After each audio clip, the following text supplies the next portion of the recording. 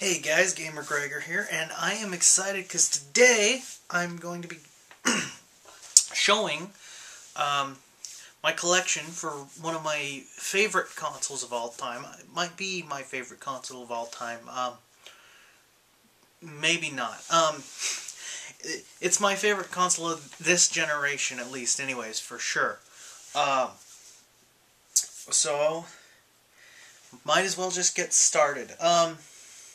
And the console I'm talking about, of course, is the PlayStation 3.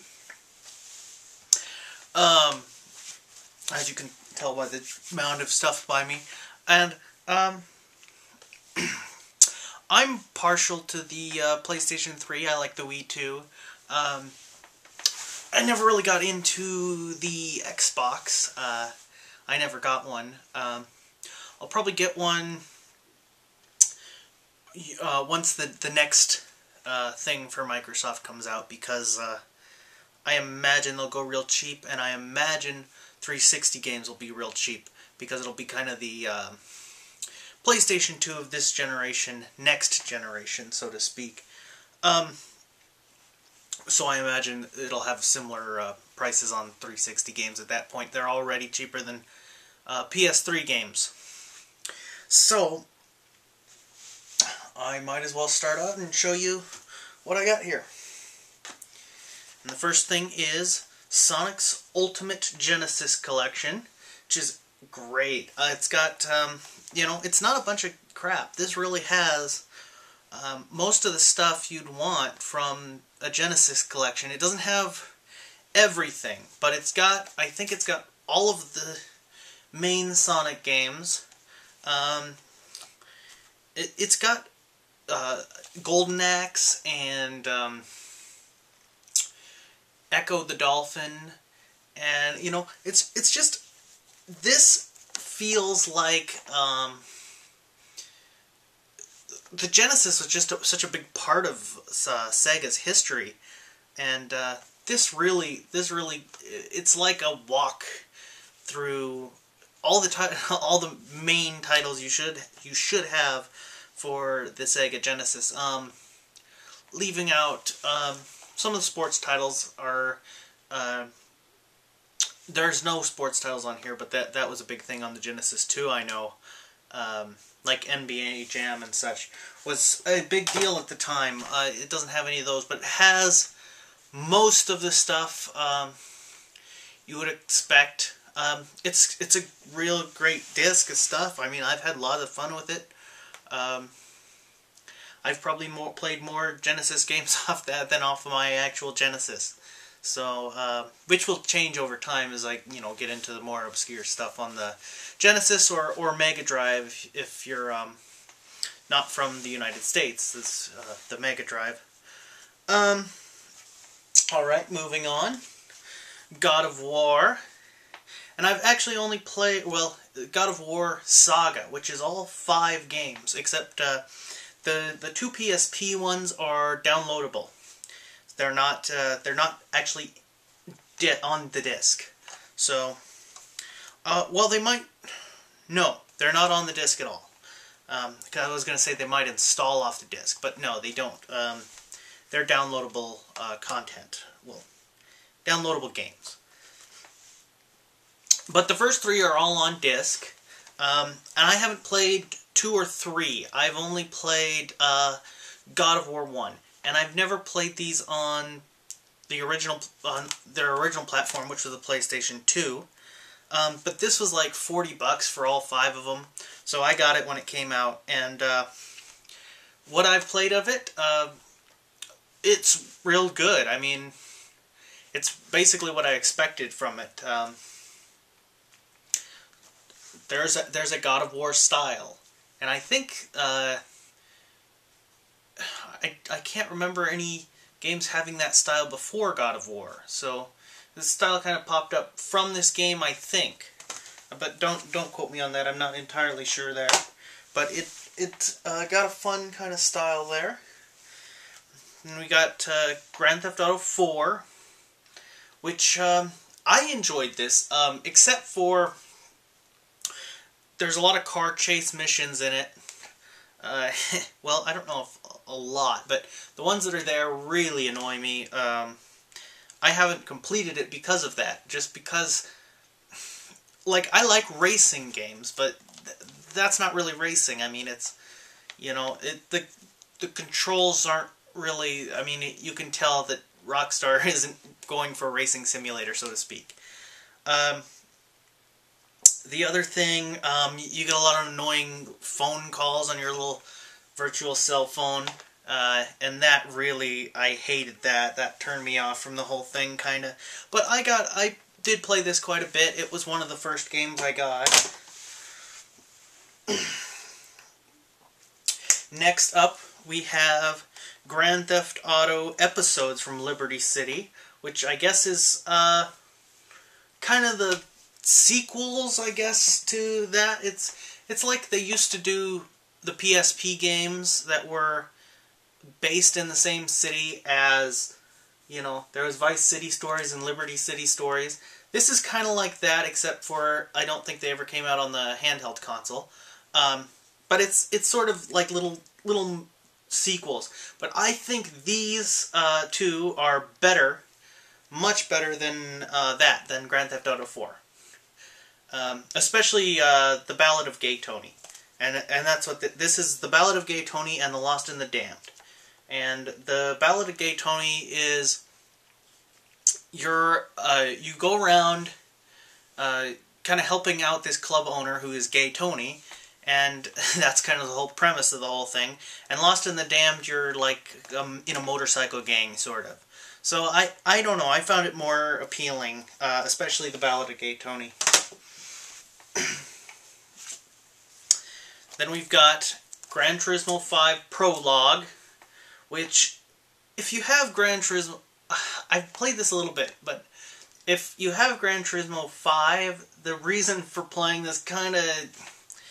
it just becomes redundant. I mean, it's more the same. It's not... it's like a pared down version of Gran Turismo 5. So, I haven't got much use out of this, but I have played it for, you know... I did pop it in and play it a little bit, so it's almost like a demo, I would say. But I got it for real cheap, like a couple bucks, so I can't really complain about it. The other one is, or not the other. This one is Gran Turismo 5, and this is the actual game. This is what I bought my PlayStation 3 for. I bought my PlayStation 3 on launch, well, a little bit after launch, or not, after the launch of this game, not the launch of the PlayStation 3.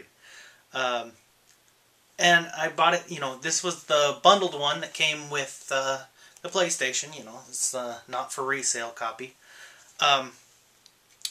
And this is really fun. I know there was a lot of people that had complaints about it, especially since it took forever to come out after Gran Turismo 4 on the PlayStation 2. But I really do like it. And I've played probably,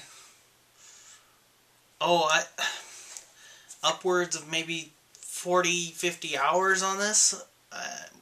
Probably more than that. I don't know. It's hard for me to track on these things how much I've actually played them. But I've played a lot of that game.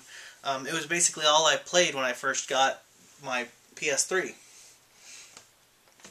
Next we have Heavy Rain. I really like Heavy Rain. I know... one thing I'll say about Heavy Rain is that it's not for everyone. Excuse me a second. Getting kind of dry. It's not for everyone. There's a lot of QuickTime events in it. People have said it's like an interactive movie, and I wouldn't say that that's that far off.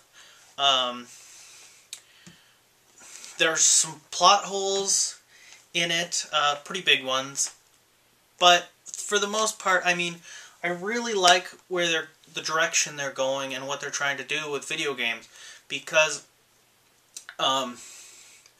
it's developers like this really help open the whole video game industry up to more creative, inventive things than just the same military-based first-person shooter all the time.